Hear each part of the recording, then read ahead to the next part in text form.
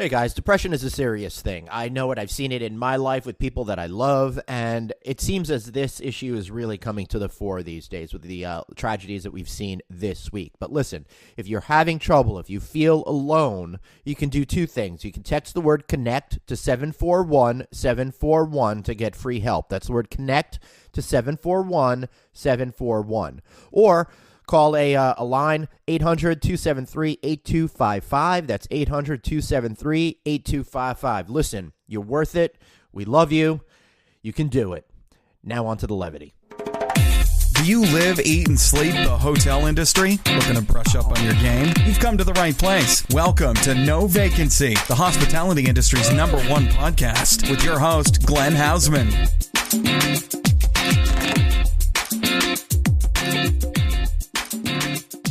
Hey, everybody. Thanks for listening to No Vacancy Podcast. I am coming at you from a pit of noise today at the NYU Hospitality Investment Conference, but that is okay. We're going to have a great show, and I got a great guest to open up this first half segment, but I'd be remiss if I didn't say the show is brought to you in part by Duetto, the revenue strategy technology platform thousands of hotels are using to make more money. We've talked about this. I know you guys like to make more money. I like to make more money. You like to make more money. Make more money with Duetto. Check out getrevenueresults.com.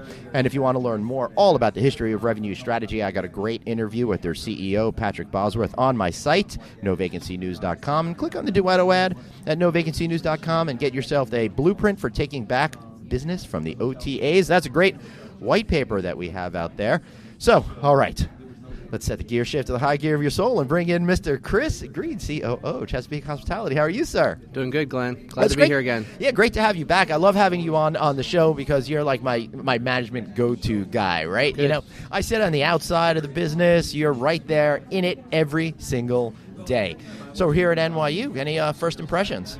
I love the energy this year. I'm really surprised the change in the mood from last year. I mean, last year was really flat. Everybody's a little nervous about what was going on with the economy, where we were heading with the demand and the growth curves kind of crossing as far as supply and demand. This year, there's a ton of energy, more than I even expected. People really wanting to get deals done, make things happen. Right. The banks are here in force. The lenders are here in force. Equity's here in force. So it's been a really, really exciting show with high energy, more than I expected. Yeah, that's interesting. I actually expected it to be like this, right? I see that we are at the top, right?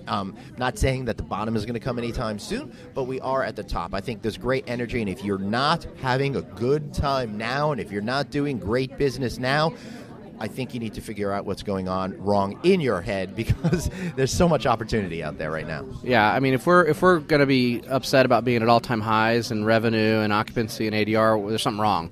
So even when we have a bad month, it's still an all-time high generally. So like I said, the energy's been good. There's a ton of attendees. I don't know what the attendance is, but it looks huge this year. Yeah. Can barely move around the building without seeing people making deals, making things happen. So very, very exciting show. Yeah, and one of the funny things that always happens at the NYU International Hospitality Investment Conference, I think I got the name right that time, is that it's hard to really get to the sessions because there's so much deal making happening. You know, you go up to the 8th floor, which is the lobby here at the Marriott Marquis, where the event is taking place, and everybody is occupying all those booths all day long, and all the suites. I just came from a suite. I saw you in the same suite, as a matter of fact. All the major companies and the lenders and all have these own suites, and meetings all day long. And you're right, more people than ever. Yeah, it's great. I will say I've made an effort to get to a couple of those sessions. Some interesting stuff going on with some of the brand announcements, some of the soft brands, what they're doing. But you're right. I mean, really, you spend a lot of time here meeting with different constituents and different stakeholders to try and make things happen. And it happens here just like it happens a lot of the other places, but this is a great conference for doing that because you've got the decision makers on site to make things happen. Now, obviously, this is a great conference for me because I get to talk to great people like you. I got some great CEO interviews here. Then for you listeners out there, that'll be rolling out all summer long. I got so much good content. I'm excited about it. But what are your goals when you attend an event like this, and how do you negotiate the event in order to find maximum success? So we start looking about a month out of who's going to be here. We make sure that if our clients are going to be here, we spend some time with our clients, talking about current deals that they have going on, things they're trying to do, whether they need to meet with the brands on a reflag or a PIP.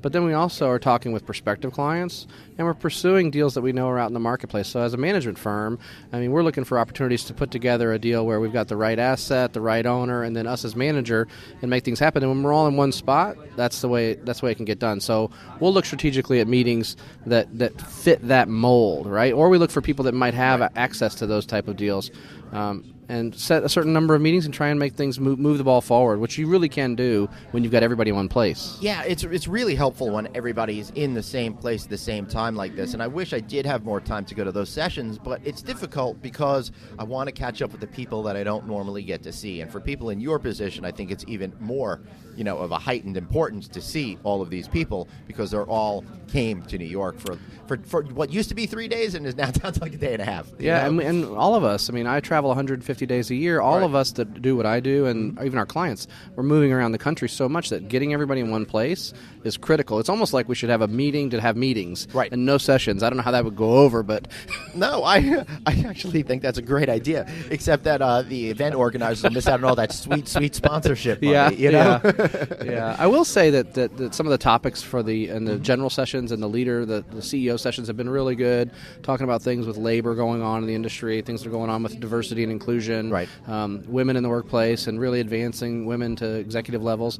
All good stuff that's happening here. So let's break that down. I want to talk about each of those sorts of things. Now, you'll have to guide me a little bit because I did not have the opportunity to get to the general sessions. I was too caught up. Typically, I go to that because I find those CEO panels to be important to participate in, though most of the time the CEOs don't say anything of relevance or value because they're worried about stock prices, Wall Street, blah, blah, blah. But I still think it's important to go. So when you were sitting in there, what was the biggest issue that you thought that the CEOs are thinking about and are actively working towards?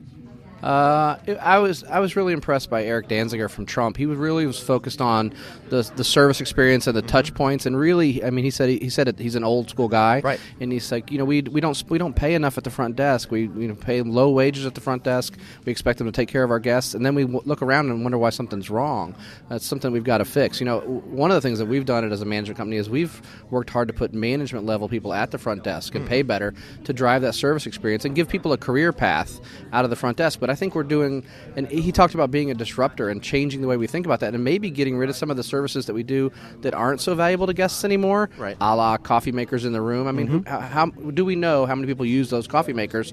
And if they're not useful, why don't we invest that in labor at the front desk and give it back to our people, right? Since people are the heart of our industry. Yeah, I mean, listen, I go down and get the coffee. Yeah, there's no doubt about it. I don't like to use those machines because a number of years ago there was a kerfuffle around the cleanliness of those particular issues. But that being said, I also don't think that they make a great cup of coffee because typically they're not very high-end machines because, again, people are being value conscious when they're buying stuff for the hotels. Right. So what's going on then with labor costs? You've got 30-plus hotels that you deal with every single day that you're trying to make sure are making a profit, and part of that is finding the right balance between pay and employee satisfaction and making sure they stay for the longevity because, as you know, we've talked about in the past, they may want to go down the road for 50 cents more an hour. Yeah, and I think that's a battle you could never win. If you're always in that arms race over 50 cents an hour, you'll never win that. So what we're doing at Chesapeake is we're really focusing on the culture of our business and having people enrolled in what we're trying to do as a company to make sure that they feel engaged in what's happening in the company. They feel a part of it. They're involved in our charitable efforts. They're involved. They understand where they can take their career, that although you may start at one wage, you in the hospital, I don't know any other business where you can go from working at the front desk to being a GM making six figures in 4 or 5 years. I mean, where can you do that? And maybe you don't even have a college degree. So it's a great industry if you're a service-minded person and you want to have a huge career. So we're really spending time on that. I don't know if you saw, but an article came out recently. We just promoted a great lady in our company to Director of Corporate Communication and Culture. She has one job, to make sure that our culture and our communication about our culture is flowing through our organization. That's her main role. Now, you had told me about that offline, so I'm glad you're talking about it here on the podcast because that's a big commitment to make because that's a salary that you've got to put out there, and it's going to take up people's time as she does that. So it's a huge commitment. Why is that important to you to have someone to be the focal point of creating the culture for the company? Here's what I believe, and it's what I've always believed, is that, I'm here with a ton of my peers, right? All the management companies are here. So, and ultimately we have access to a lot of the same tools, right? Whether it's Duetto or other tools that are helping you to be better technically in the industry. And, there's only so much you can do checking in and checking out with computer systems and OTA booking engines. But here's the difference. What separates management companies and what makes us different as an organization? For us, we've been focusing on our culture for 57 years. Right. So having a strong culture is what we believe is one of our differentiators. It can lower our turnover in the hotels, which leads to lower workers' comp incidents in hotels. Those are all owner costs that are very, very important. So we determined, quite frankly, as a board, that focusing on what makes us different and investing in that area was just a good business investment. Okay, so from that business investment point of view, by paying that one salary to have someone that creates the corporate culture, you're going to hopefully stem. You already have a lower, I think, than average, defection rate of employees, but you want to get that even lower. And every single time, you don't have to replace as many people, and that costs thousands of dollars sometimes per person, right? Yeah. So an hourly, they say it takes 12 weeks of salary to replace them once they leave. So 12 weeks, and if you take a management person out, it's 6 to 9 months of their salary is what it costs in lost opportunity or lost training or impact on the business. So when you think about those costs, you turn over one mid-level manager at $50,000, you're talking about $35,000 cost, and that's without the recruiting costs. That's just lost opportunity and efficiency at the business. So very quickly, then you wind up not just saving money, but probably making money off of that, because you don't have to expend as much to replace those people. Plus, you get the benefit of having longer-term employees that I would expect you create a pathway for career development. For growth, yeah. I mean, for me, you know me long enough to know that there's always an outcome for our clients, right? A business outcome too. And the throughput, I like to say the throughput of culture is performance. That's the byproduct. It's not the target of it, but it's the byproduct. Great culture leads to great financial performance because your people are invested, they care, they focus on what matters. They take that one extra step not to drop or break a dish in the F&B department. That all is accretive to the owner of that hotel. Right. So I think one of the other issues that we see here is I'm surprised that there hasn't been a gajillion new brand announcements at this. Margaritaville announced their new Compass brand extension before we got here, a few days before this conference started. But other than that, it's been a little bit quiet. I think that's probably for the best at this point, although I spoke to Chris Nassetta, and he said that they will be introducing 2 more brands by the end of the year, possibly 3, if not by 3 by the end of the year, definitely through the first quarter. Where do you think we are in terms of this?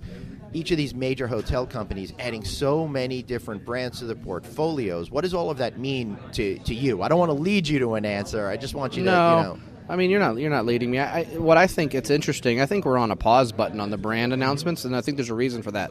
If there's a lot of back channel discussions that go on at these conferences too, and I know for sure that none that I'll name here that several of the new launches are not performing as expected because it's a little confusing. It's confusing to the consumers. It's confusing about what they are, what they offer. There's not enough bandwidth. They don't have enough assets out in the marketplace for people to go, okay, what is this brand and why would I go there? So I really think that behind closed doors, some of the brands, and I'm always frank with you, I think they're probably going, okay, are we going to continue on with brand X, or is that really working, or should we combine that back into the fold and look for something different? And I think that's where we're at, is there's so many out there that the brands are reevaluating what the offering is.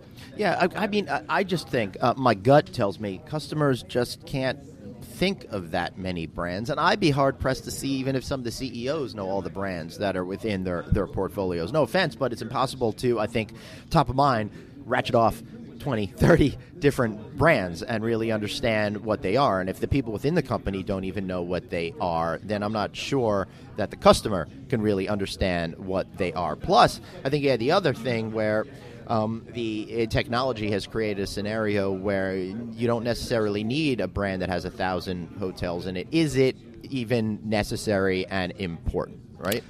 Yeah, one of the sessions I attended yesterday, because I have an interest in it, we have several hotels in this space, the independent and soft brand space. Right. And what I really heard, thinking about it was the same thing you're saying, is the consumers, when they log on to the OTAs, not only do they see all of the big brands there, but they also see 40, 50, 70 independents or soft brands. Right. At that point, the paralyzation of the consumer by choice is got to be overwhelming. Right. There was a great book that came out, I guess 20 plus years old already, called The Paradox of Choice. You know, the more choices that we have, the harder it is for us to make a decision. It's almost better to, have column A, column B, choose one from each, as opposed to an unlimited amount, because then we just get all caught up, like, what am I going to do? What am I going to do? Yeah.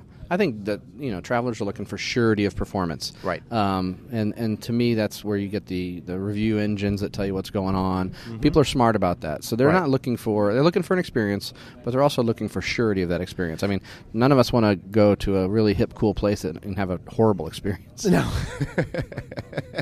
no, that'd be terrible. So, all right. So, Chris, I'm curious then. One of the other issues I think that we've seen here today and yesterday at the NYU Hospitality Investment Conference was all about. I'm totally losing my train of thought right now. Do you have something that you want to know? Add? I was going to say the construction, right? Oh, yeah. The construction pipeline. And for those of you who listened to last week's show with Bruce Ford, you heard all about the numbers that were there. It seems to me that there's so many new hotels coming in. How does that affect you as an operator and a management company? Is it good? Is it neutral? Is it a negative? Because I think you could probably put your feet in any of those categories depending on where you are, because if I own a hotel, I don't necessarily want a new one opening up across the street. But if I own that hotel and it's in a different segment, then I'm probably comfortable with it. But if I'm a management company, I have an opportunity to get a lot more contracts. It's probably a good thing. But then I might have a little more challenges with operations. You answered it all. I'll pick one of those. C. Yeah. No. I'm probably a little bit of a contrarian on this. I think that whenever you see a lot of construction and you see all the energy in the business, it's a good thing, right? We really can't be disappointed in that. I mean, I have the benefit of sitting in a seat where the more hotels, the more opportunity for my company. But you have to remember, if I'm in a market and there's new construction like the Louisville market where there's been a ton of new rooms and I have 3 clients in that market, it's tough on the clients. So as the manager, I've got to determine a best path forward for them because those assets are still going to be there. They're not going to close the doors. So I think that creates competition, but it also is a signal that there's a lot of good things happening in our industry. And I think by natural attrition of performance, the underperformers will go away, and good companies that know how to perform even in tough circumstances will succeed. Again, we're at all-time highs in occupancy and ADR. So what will happen to some of the poor performers is they'll lose share, we'll gain share, and it'll be okay. And the new hotels, people will try them, but if they're not good operators, even if they're new, they're not going to do great. Right. I mean, it's all hospitality really is. I can show you so many examples, Glenn, of hotels that are average or a little bit better than average that outperform the marketplace and even the new stuff because they have great either culture or staff or service, or they just really make people feel welcome. So for me, being brand agnostic and hotel pretty much agnostic other than full service, I think that it's a good sign.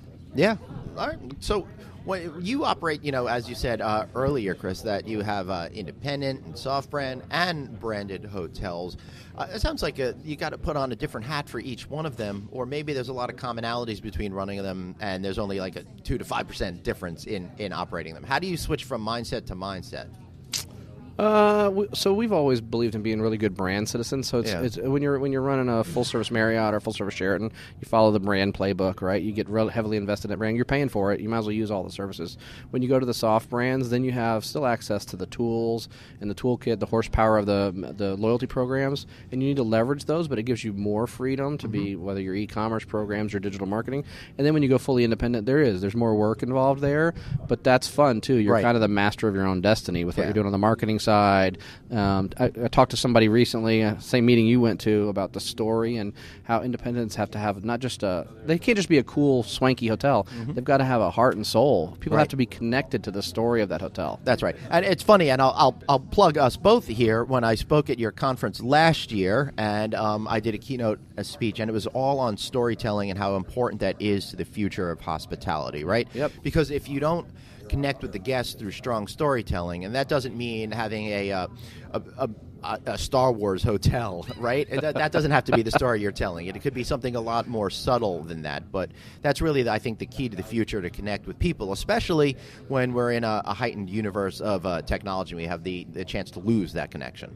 Yeah, I saw a great a blog today from a guy who does advertising. He was talking about West Virginia's marketing program and how they have a new marketing campaign that's gone out. You see all the states, Glenn, that say Florida, and they show pictures of hotels on the beaches. This was literally a 30-second segment, and all it showed was the beauty of West Virginia, and it was creating that emotional connection between people and just kind of the beauty. No words, just these great images. And he talked about connecting with like the soul of the state and how that really draws people in. And I think that's something that, just because we say that there's brand X that's coming to the market and it's going to be a lifestyle or it's going to connect to you, doesn't make that so. There has to be an actual connection between the brand and the consumer, and that comes from a great story. Yeah. Do you think the brands are doing a good job, great job at figuring out what their stories is and being able to relate that to the customer? Because for me, a lot of it seems to be customers want to hang out in the lobby, but it doesn't seem to get really beyond that.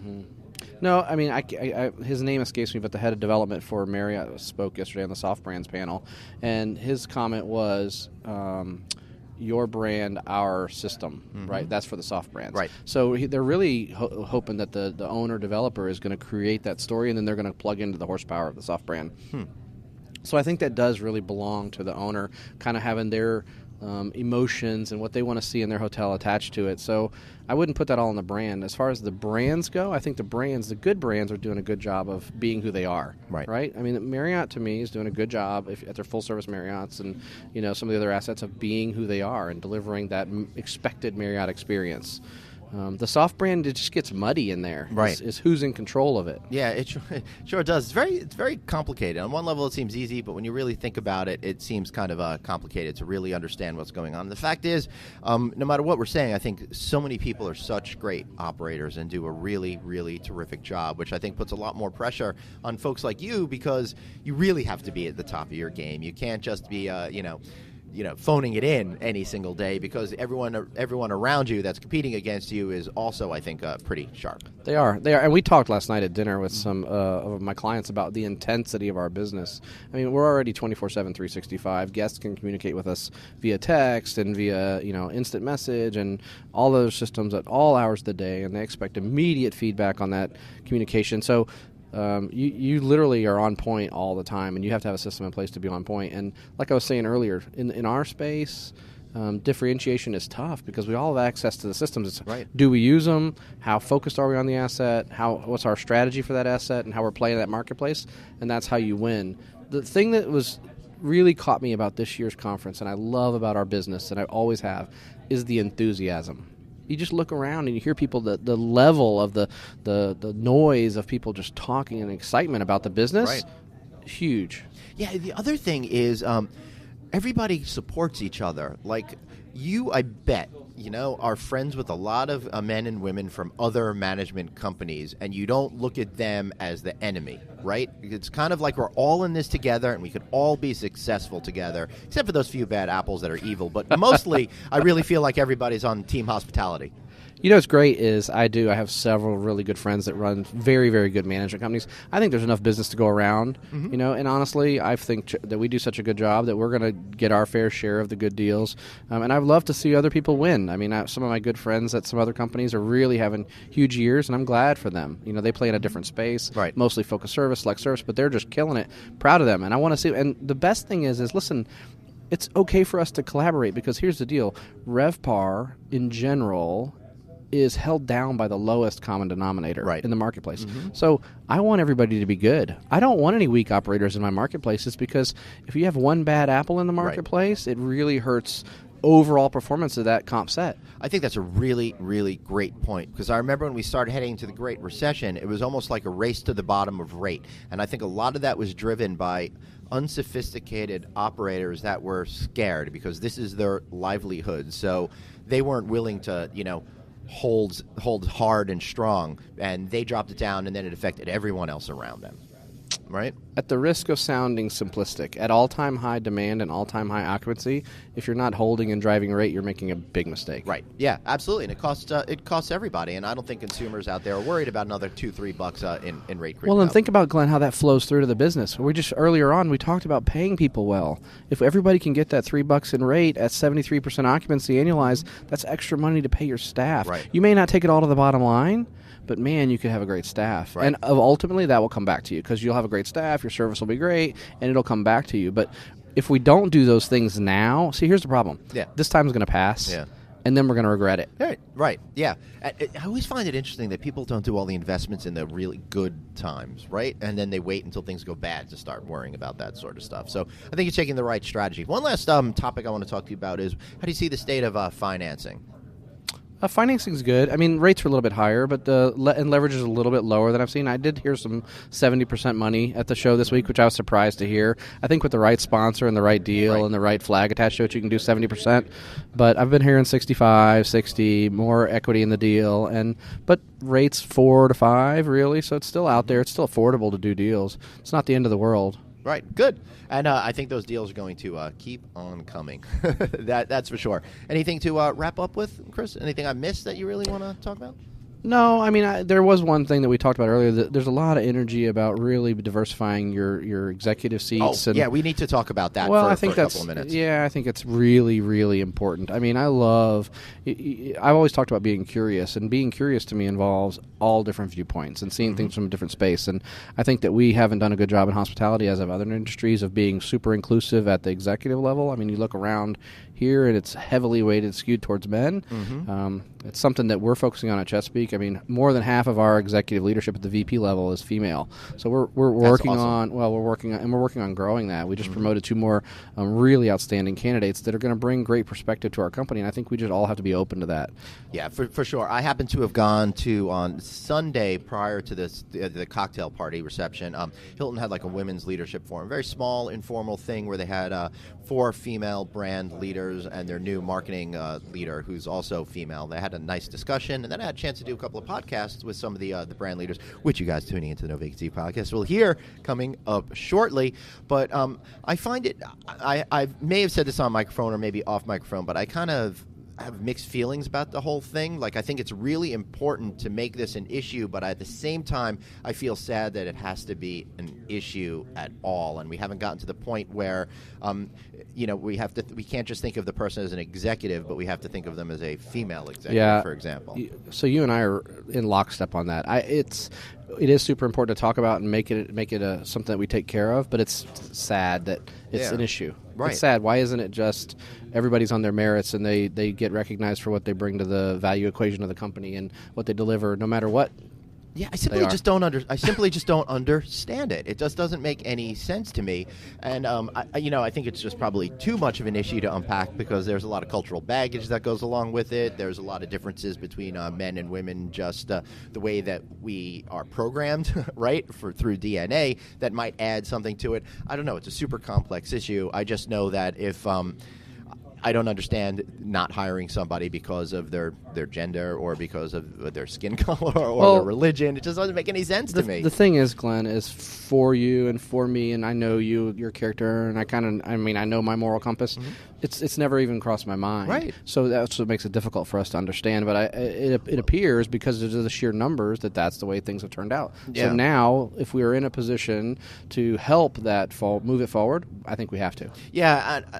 And it's interesting to see because I think that we're about the same age, right? And I think we came up in a little bit. You're older. Yeah, we came up. Thanks, appreciate it. So I think we came up in an era where we didn't think about that separation between men and women nearly as much as people maybe 10 or 15 years older than us, right? So for me, the whole thing just seemed strange, but. Then again, I'm a white guy, so maybe I'm just missing out on really fully understanding what's going on, and just having a unintentional, unconscious bias that I don't certainly get.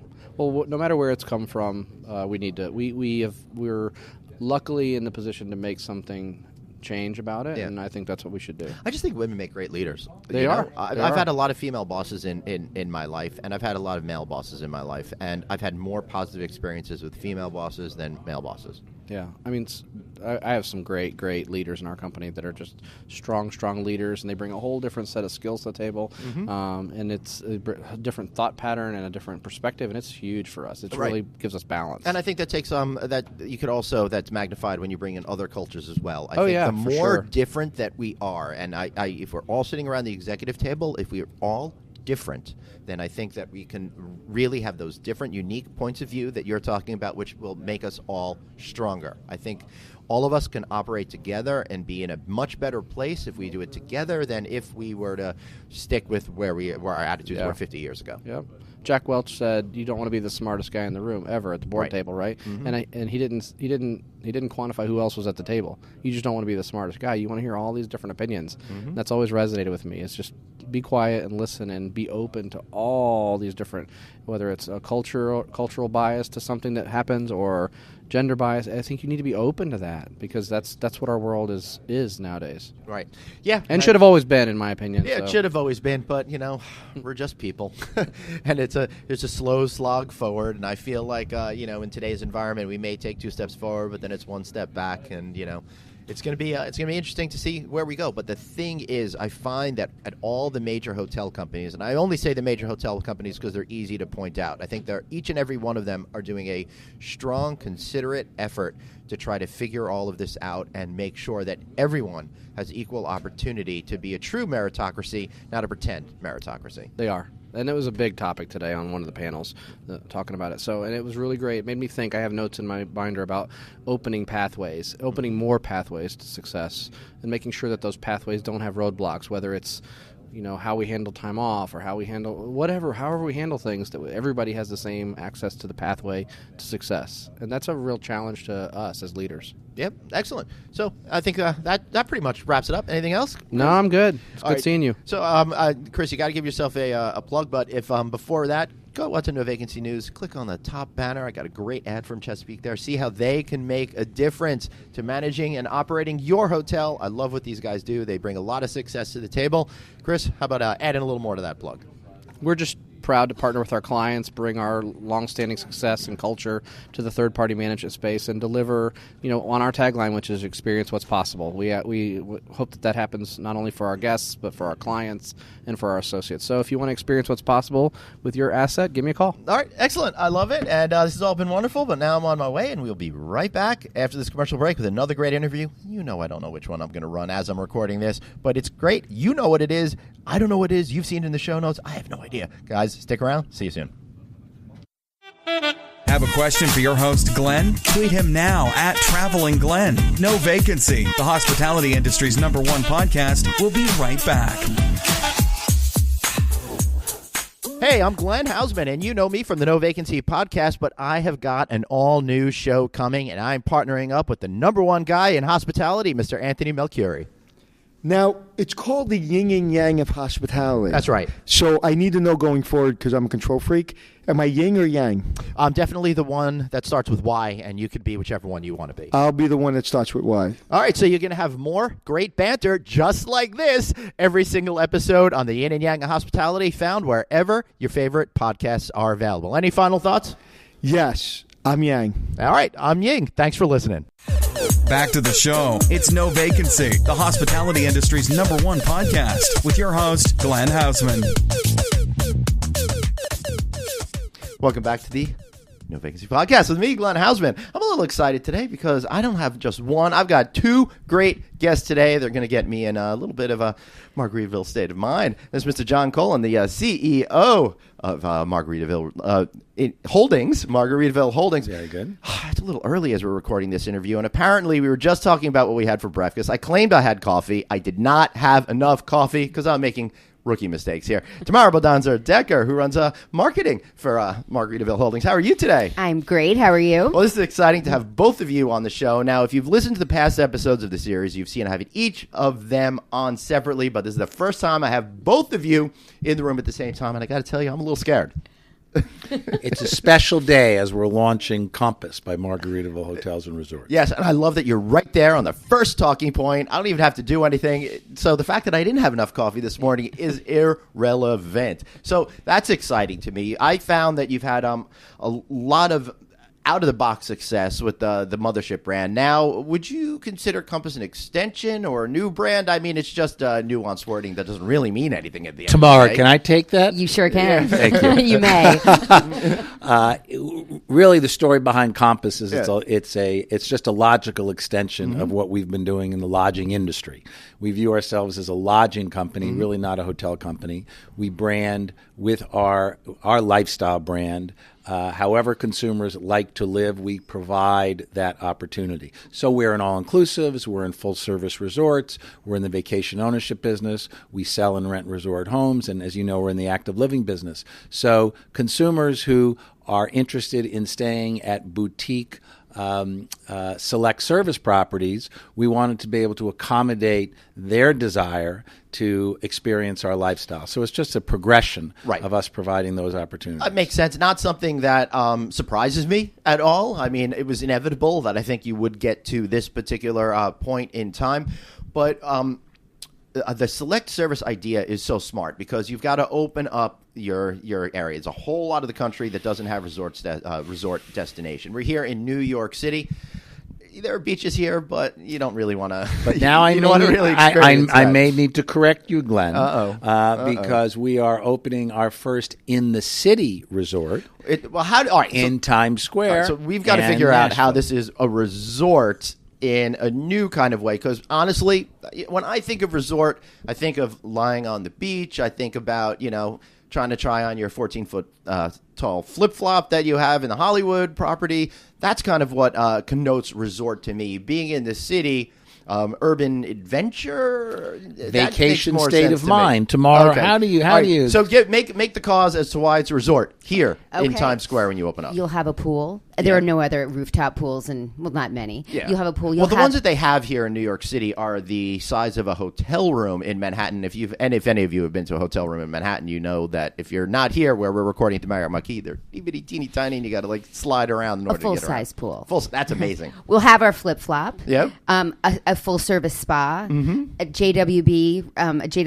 steakhouse. I mean, it has all of the makings of a resort. And let's be honest, we're on an island, right? The island of Manhattan. All right, I love that. That good marketing angle. This is why you're in charge of marketing there. I love it. Okay, so maybe the most dynamic island in the world. Right, yeah. So an island state of mind. And what I was saying to you before, sometimes I think it's helpful to think of it not in terms of sand, but in terms of the shoulders going down. It's been a busy day in New York. You've been sightseeing. Maybe it's hot. You've been walking around Times Square. You get to walk into a resort in the sense that it's relaxation, and there's a real indoor-outdoor opportunity. So that's how we think about it. Well, I will say as a grizzled, crabby New Yorker, I can't stand going around Times Square. I'm thankful everyone's there because they're bringing a lot of money to the city, but I hate walking through Times Square because it stresses me out so much. So to think that you're going to be creating a resort, or I might even want to call it an urban oasis, is very appealing.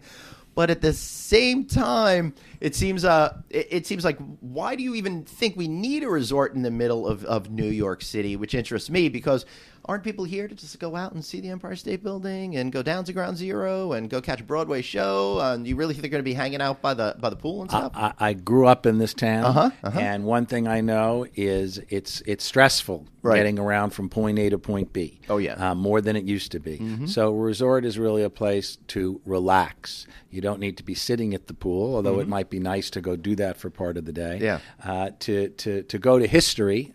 Since you're a hotel maven, right? In Bangkok, the most famous hotel in the world was the Oriental in Bangkok, and that was and probably still is a real resort. You spend the day roaming around an urban setting, and you want to return to a place of calm and relaxation. So I think it actually makes a lot of sense. Okay, so you're bringing me along. You're convincing me here more and more. And one of the things is that you guys are so inside this, you really know what's going on. So I feel like I'm in a position of of one of those situations where I don't think I need that sort of a thing, but it's one of those deals, just kind of like I equate it to the iPod. I never knew I needed the iPod until the iPod existed, and I couldn't imagine my life without having the iPod, right? So I think that's kind of what you're trying to do, reinvent the whole idea here. And also, remember, we do incredibly well right now in the Smoky Mountains, which is, yes, where people are going on vacation, right? But Times Square is certainly a place where people go on vacation, right? We're under construction in Nashville. Again, the same idea. So, I think it's not speculation. We've proven that to be places where you're not necessarily on water, right, but you're thinking about a vacation state of mind, it succeeds very well. Well, honestly, John, I got to give you guys the benefit of the doubt, because every single move that you've made with extending the Margaritaville brand has just been so strong and dynamic. And I know I lose all semblance of any sense of journalism, but I think it's just such a great brand that connects with people, that has a real sense of clarity. And it really bothers me that there are a lot of brands out there that think they have that sense of clarity, that operate under they have that sense of clarity, but don't. You know who your customer is, and you are what I would say is a real lifestyle brand that wants to appeal to all different parts of their life through your style, right? So well said. Thank you. Maybe the coffee's kicking in now, in a moment. Tamara, why don't you, jump in on this? Give me some of your thoughts on this, because when I think about, and full disclosure, last summer you sent me some great pool floats that we used. Unfortunately, my then 13-year-old boys wound up, jumping on them and destroying them at some point. But I know. But they did enjoy them for I want to go back. while. And I want to go back to what you asked a minute ago. Mm-hmm. You said, "Convince me why I need this." Yeah. Before we sent you those Paradise pillows, did you know you needed them for a good night's sleep? No, I didn't. But now you do, don't you? Yeah. And I'm in Paradise all the time. And we went through the coffee pretty well. Right. And the reason why I'm mentioning all of these things and you're mentioning these things is because you really are identifying the way that people can experience the brand that you offer in all different aspects of their life, which is interesting and fascinating to me. It's something you've really pulled off that feels to me much more organic than when other companies try to just slap their names on different things. Yeah, and I think it's less about knowing who our guests are and more about knowing who we are. We know who we are, and we're not going to change that for anything. We represent fun and escapism, and we have for decades. And why would we change that? So, and who doesn't want to have fun and escape from whatever it is that they need to escape from? So as long as we stay true to that and we provide exceptional guest service when people are staying with us or living in one of our homes, or laying on a pool float or sleeping on a Paradise pillow or listening to Radio Margaritaville, as long as we stay true to who we are, I mean, we all win. One of the cool things about the float is it had a little speaker. Yes, in it, which is we'll really send cool. you another. Pulling it back to this conference, I don't know if you were here the other day, right. And Arnie Sorensen was speaking, and the question addressed to him was, what are you concerned about? What's the real competition? And I think some people were thinking he was going to say Airbnb, but in fact he said Amazon and Google. And he said because they're getting to know our customer better than we do. And effectively he was saying if they start to control the customer, that's the real threat to us. What's interesting about what we do, and Tamara really is primarily responsible for, is not only do we know our customer, but our customer stays with us. Right? So the ultimate example of that would be at our Latitude communities, our customer is moving in at 55, and that's where they're living. So we're with that customer 24/7, not for 3 nights or 2 nights or 1 night or a click.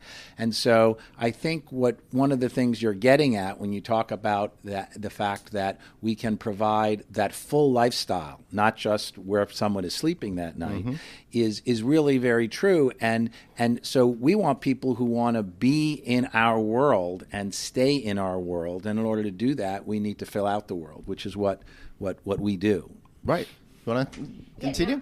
I don't know that I can add anything to that. But you do it, right? You do it. Well, and I think what differentiates us is I love what John said about knowing our guests. but it's not knowing who they are as a demographic. It's literally knowing our guests. I mean, when we opened up our first Latitude Margaritaville community, and people slept overnight to be the first homeowners, we slept there with them, and we know them by name, and we know who their kids are, and we know where they came from, and we know what house they live in now, and we stay in touch with them, and we deliver frozen concoction makers to them when they move in, and that's what I mean, to get up every morning and know that my job is to deliver fun and escapism. That's great. But to get up every morning and actually know the people, real identities of people that are staying with us and buying our products, that's a pretty cool gig. And to expand upon that, they get to know each other because they share a set of cultural values. Right? And that is really what a lifestyle brand is. You can come to our resort in Hollywood and not know the person in the elevator, but you do know something about them. Right. You know that they share a love, for lack of a better way of saying it, of the palm tree, of a flip-flop, of relaxation. The example I often give that Tamara likes is if you're an investment banker and you go to the Yankee game and you're sitting next to someone who is a blue-collar worker, okay, and the two of you in your lives really don't intersect, but the guy hits a home run. What do you turn and do with that guy? You go high five, right? And for that moment, you are in sync. And that's a real brand. The Yankees are a great brand, right? And so a brand is about that shared sense of cultural value. We're fortunate because ours is very broad. The idea of liking fun, relaxation, is not a narrow one. But that, I think, is the key. So it's not only we knowing our customers, and as well, the people who work in our hospitality locations have fun. That's interesting. Because where would you rather work, at Margaritaville or blank? Okay, so this is really interesting to me because you're really taking the idea of what a brand is to a different level. Most people just say a brand is a shortcut for people to understand what it is, but when you bring in the whole idea of shared cultural values, that makes a lot of sense and really rings true to me because I think about the experiences that I like to do, and even if someone is a stranger, because we're in that same scenario and we have that same shared likes and probably similar dislikes that are outside our little bubble, then all of a sudden we're not strangers. We're already friends when we've just said hello for the first time. And I think that is probably the greatest strength that you have as a company, right? By having these super loyal people that understand exactly what you are and what they are. I would agree. Yeah. So would I. Yeah. And the one thing, I do love that example. The one thing that I would change is it would be a Red Sox game. Right. Yeah. The Red Sox are also a great brand. Maybe a little better. To be honest, I was tolerating the whole Yankee thing because I was raised a Mets fan, so I'm offended by even the mention of the Yankees. So maybe this is our culture, because we have these shared sense of values of hating the Yankees. So this is good. We're really making progress here. So I think it's important for us. We are talking about great branding. I'm curious to see how the hotel aspect of the company is coming in terms of the main resorts brand and the progress you're starting to make with Compass, which, as of we're recording this, was just announced a couple of years ago, weeks ago. So our main resort business is thriving. Hollywood was actually just sold by Starwood to KSL. It's always nice to have two institutional entities on both sides. We are expanding, I would imagine, at a record rate. As I said, we have 12 properties open. We have 20 that are fundamentally under construction. Holy cow. And then another 10 that are getting close to being signed. So that's a pretty unusual relationship between what's open and what's about to open. Well, that's a massively strong pipeline, for a company that came out of nowhere 5 years ago. And these are not small projects. So we have $1.5 billion right now in the ground with cranes as we sit here. Well, lots going on in Orlando. Lots going on in Orlando. We have a $700 million project there. 1,000 resort homes, which is really a 4,000-room hotel, and a 200-room hotel, a water park at the entrance to the Disney parks. We have a $250 million project under construction in the Bahamas with the China Construction Company. We have a $90 million project under construction in Nashville, across from the convention center, and we have a $300 million project under construction in Times Square. And in terms of projects, so about $1.5 billion now in the ground, and about another $1.5 billion ready to go. That's represented in deals that are basically signed and done. So these are our pipeline is not only robust in number but in size, in terms of each size. So we're very excited. And Compass, the demand has been enormous. I think the consolidation in the industry works to our favor. How so? Well, because if you're now a select service owner and the brands, you now are a part of a much larger brand because of the consolidation in the industry. The distribution system that you value so much now has other properties that are all much closer to you. Right. So it's basically, yes, it's a larger pipe, but there are many, many more tributaries for that pipe to fill. So I think that works to our favor in that we are an opportunity that's a new brand, obviously, and is not sharing that same pipe. Yeah, I think the good news is, at least from consumers, when you're talking about capturing their attention, you have such a strong name that resonates that they already understand what that value proposition is going to be, what that shared cultural experience is going to be. So you're like light years ahead of other companies that are trying to do the same thing that you're doing away from the mainstream major hospitality and as I was companies. saying to you earlier, if you and I sat here today and invented the word Margaritaville, and then we put out an announcement and said we're coming out with a new lifestyle hospitality brand, I would kind of call foul because I would say, well, it's a nice word, but it's not a brand because there is no cultural context. Nobody knows about it. We have the benefit of 40 years of having developed something that, as we talked about before, is a cultural bond. And what we'd like to think is when you're on the road traveling for business, instead of just looking for a place to sleep, you want to go to Margaritaville or to Compass by Margaritaville because you sort of understand what the attitude's going to be, and there's going to be an experience to it. There's going to be more indoor-outdoor living than you're used to seeing. So it's a place you want to go as a place you're choosing to sleep. Right. So how does that work in a place like New York where we start off this conversation talking about how you've got a big pool deck and stuff like that, but it's only great weather here for a couple of months of the year. So what do you do with that space for the rest of the year? I'm going to just guess that you're going to have some cool cover over it, and you're going to be able to do something. Have you ever been outside in a ski resort and sat around no, I stick to the bar. A fire pit? No, the whole idea of indoor-outdoor. Look, we like to say we own the backyard, and not just in the hospitality business, but with the blender you use and the beer you drink and the physical bar that you have set up.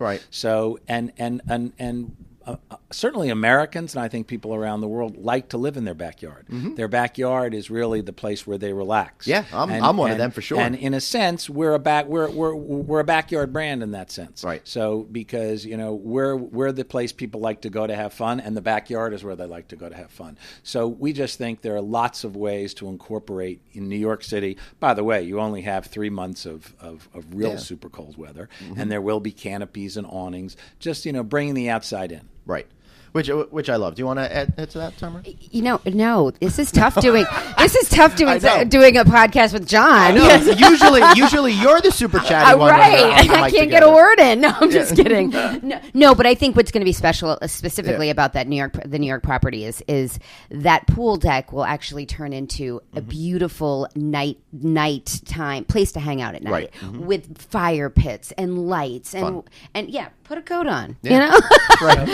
So here's what I'll tell you. I can talk a lot. I understand that. But if you want to understand the magic of Margaritaville, it's Tamara. Tamara's been with us for 20 years. Okay. The company really, Margaritaville, today started 21 years ago. She's really been with us 21 years. She started working in the Orlando restaurant. She then went down to Jamaica to open a restaurant and was the general manager of a restaurant in Jamaica for 2 years. Wow. Okay. She's now the CMO of the company, right? And that's what we mean about knowing our customer and caring. So that's the real secret. At the end of the day, it's a cliche, but it's about people. And our top senior management team, the average tenure is over 15 years. Wow, that's really powerful, because we're especially at the time right now we're in the entire lodging cycle when everything is really super frothy and exciting. You get a lot of people that are jumping from company to company and on that carousel of employment, right? But to be able to keep your team in place for so long, I think is a real testament to the company. So, Tamara, what do you like about the company and the fact that it keeps expanding and giving you lots of new opportunities in order to create new ways to connect with customers? Well, it's never boring. We're always doing something new, so that keeps you. Again, every day you wake up and say, "Oh, what are we gonna do today?" Yeah. But it is about it's really about the culture, and it's the culture that we share with our guests, but it's also the internal culture. We truly, John is my family. He really is. He's part of my family, and you're gonna have to kick me out. Right. And it's kind of like people don't ever want to leave our resorts. You don't ever want to leave this company. It's just it's a way of life, and I don't know how to describe it, but to say that there's this magic that surrounds not only what we do and what we deliver, but who we are. So, in essence, how do you create a great corporate culture that keeps people engaged for a huge chunk of their career? Because, back in my dad's day, you worked at a company for 40 years, but these days I found throughout my career, I'd have to switch around every couple of years in order to start making more money and get promotions and all of that. So, where's that corporate culture come from, and how do you maintain I it? would say, in a funny kind of way, it's an unfair fight, because one of the great advantages we have, to create a corporate culture, we try and do the things that all great companies do to create corporate cultures. Right. But the reason it's an unfair fight is because of the DNA of what this brand is, right? We're about fun and an attitude. Right, so we get to benefit from what our guests get to benefit from, because that's what it's all about. Right. So it is more fun to be working somewhere where the subject matter of what you're doing every day is defined by sort of that attitude. I think that's a real unfair advantage we have. Right. Well, it doesn't mean that we don't work really, really hard. No, you definitely work really, really hard. Yeah. But if you can have fun while you're working really, really hard, all right, I'm in. Well, I think that's really the whole thing, because in order to be successful at these jobs, you have to put in a lot of hours, and if you're not passionate about it, if it isn't an extension of your being, then you're not going to be successful in it. So I got a question to bring us more back towards the hotel part of it. You've got these great resorts, but resort tells me people are there on vacation, so you've got to kind of turn the formula around a little bit when you're talking about Compass, which is going to be more in cities, more the focused service kind of a thing. So that tells me that a lot of people are going to be working and need to get work done while in your space. How do you create an environment that they'll be productive to be successful in their careers while still being able to enjoy the lifestyle proposition that you offer? Well, we spent a lot of time talking to people, focus groups, not just with developers who are going to be building these Compass properties, but with real travelers, and mostly business travelers. And we asked, what do you want? What do you need? So was truly designed. Compass was truly designed for a business traveler, but it's also perfect for your leisure traveler. So we have high tech. You're going to have high speed internet and places that you can meet with your colleagues. But there'll also be a place that you can have a drink after you've worked really hard on an outdoor deck. John spoke about the backyard. We're going to have a backyard in each of these Compasses, but it will absolutely be a perfect place for that business traveler. Right. Excellent. John?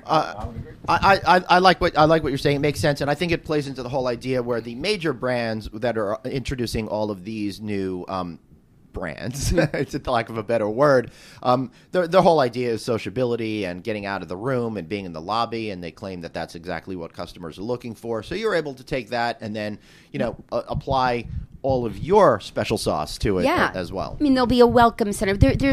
There will be those places that you can socialize, but there'll also be those quiet spaces where you can just get some work done. I'd make one other point, which has actually come to fore in this conference, as we've been talking to so many of the developers who are interested in doing This is the Compass. NYU Hospitality Investment Conference. That would be the one. And an observation was made by one of the owners who owns lots of different select service brands, lifestyle, otherwise. He said, that the segment is really, food and beverage is really an incredibly important part of the segment. Agreed.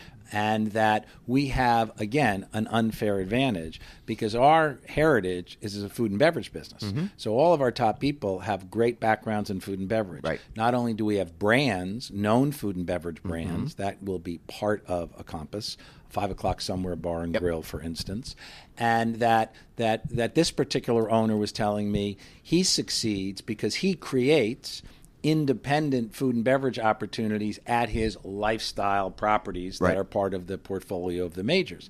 And we can actually do that for them.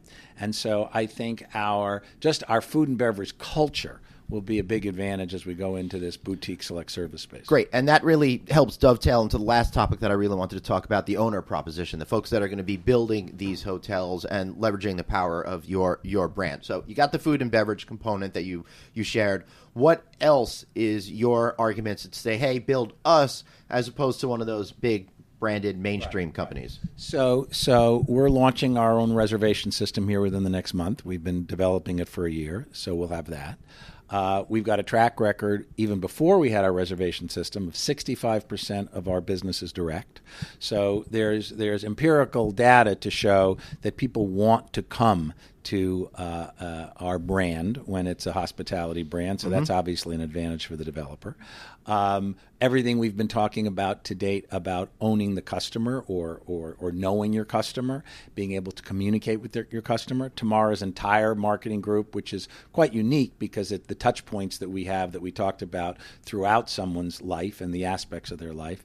And then finally, when it comes to the economics, we don't have that overhead structure that some of the majors do. So the economic proposition we'll be able to make to that owner will, I think, be very attractive because it becomes meaningful in terms of the ultimate margin, the difference between, the cost of doing business with us and the cost of doing business with some of the larger companies. So are you able to say that the cost of doing business with you would be less on a fee structure basis than some of these major companies? And how does that relate to, separately, the construction costs to build the places?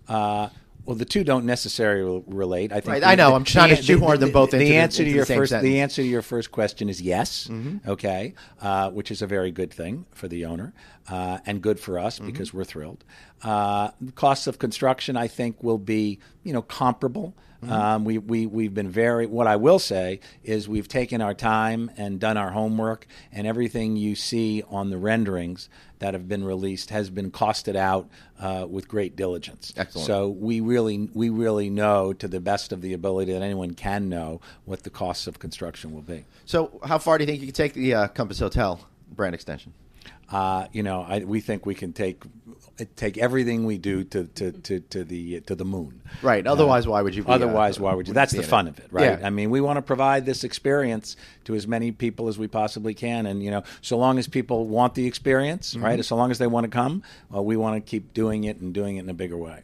Great. And to simplify the developer owner question and answer, I've been walking the floor of the NYU conference, and there's not a lot of smile. People aren't smiling as much as they should be, but they all smile when they walk out of our suite.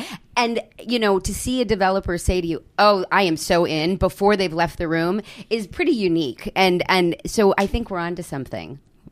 Yeah, I think so too. Pretty good. So to wrap up, how about some good shameless plugs from you guys? What do you want to pick? Well, what I would say is that 2 days ago, our Latitude community in Daytona won the award for the #1 active living community in the country. Wow. Ahead of brands like The Villages and Del Webb and Sun City. So that's pretty exciting. That is, because they've got those great little mini golf carts, so it's hard to beat that. Although I understand that you guys are going to be doing mobile flip-flops that they could ride on too, like Aladdin's carpets. That's a Wow. really good idea. And, we really don't need to plug. We just want people to keep coming to Margaritaville and having a good time. But we do need to know how to contact you if they want to develop one of the properties. How do we find you guys? development@margaritaville.com. Easy enough. Excellent. Any final thoughts? Just how impressed I am that she just said that. That's great. Yeah, I know. I think knowing an email address is one of the signs of high intelligence. I need to go activate that email address now. Excellent. Well, I think that's a perfect place to. We say in Margaritaville, fins up. Yep, fins up. Fins up. Thanks, Glenn. Hey, thanks all for listening, and I'll be back next week. That is, unless I decide to go develop a Compass Hotel somewhere in Middle America. Thanks for listening. See you all next week. Thanks so much for listening to No Vacancy, the hospitality industry's #1 podcast, with your host, Glenn Hausman, online at rouse.media, on Twitter at Traveling Glenn, and on Facebook.com/Glenn.Hausman. We'll catch you next time.